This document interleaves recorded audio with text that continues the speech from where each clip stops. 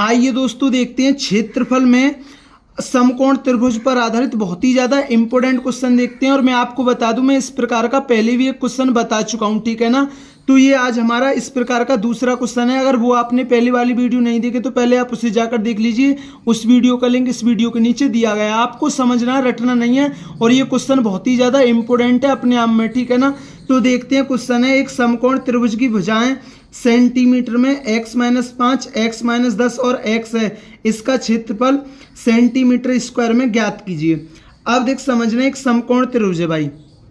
समकोण त्रिभुज क्या होता है? जिसकी दो भुजाओं के वर्गों का योग इस तीसरी भुजा के वर्ग के बराबर हो, ठीक है ना। अब देखिए ये क्या हमारा समकोण त्रिभुज है, ठीक है ना।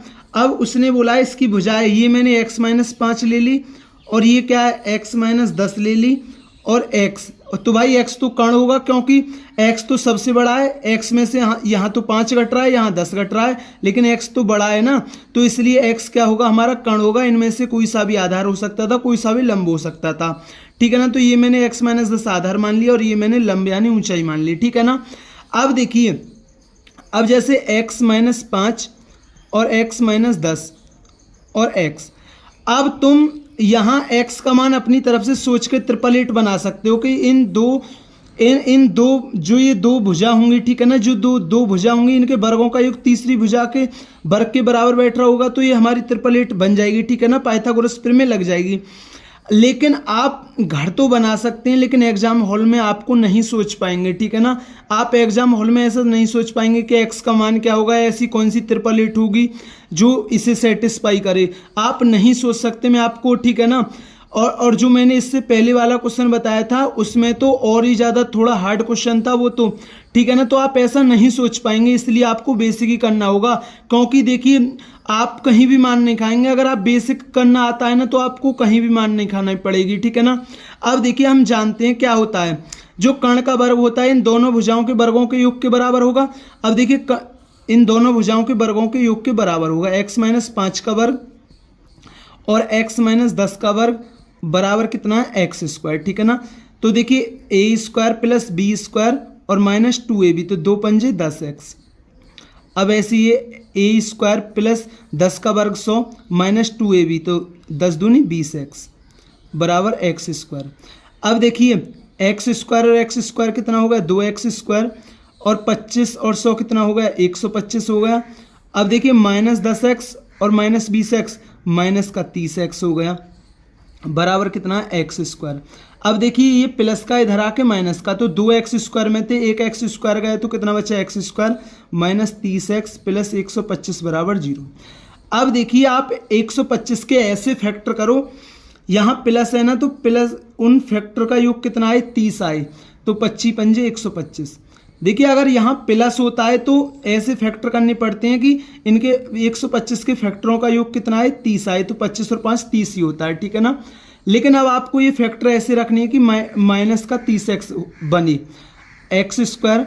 अब देखिए 25x और -5x कर दूंगा तो -25x -5x -30x होगा, और प्लस 125 बराबर 0। तो मैंने x कॉमन ले ली, x -25, मैंने यहाँ से 5 कॉमन ले लिया, तो ये क्या है x -25 बराबर 0। अब देखिए x -25 कॉमन ले लिया मैंने, और ये क्या है x, यहाँ x बचा, यहाँ -5 बचा बराबर 0। अब देखिए ठीक है ना, तो x -25 बराबर 0 होगा, और एक होगा हमारा x -5 बराबर 0। तो x का मान आ गया, एक 25 आ गया, और यहाँ से एक क्या आ गया 5 आ गया।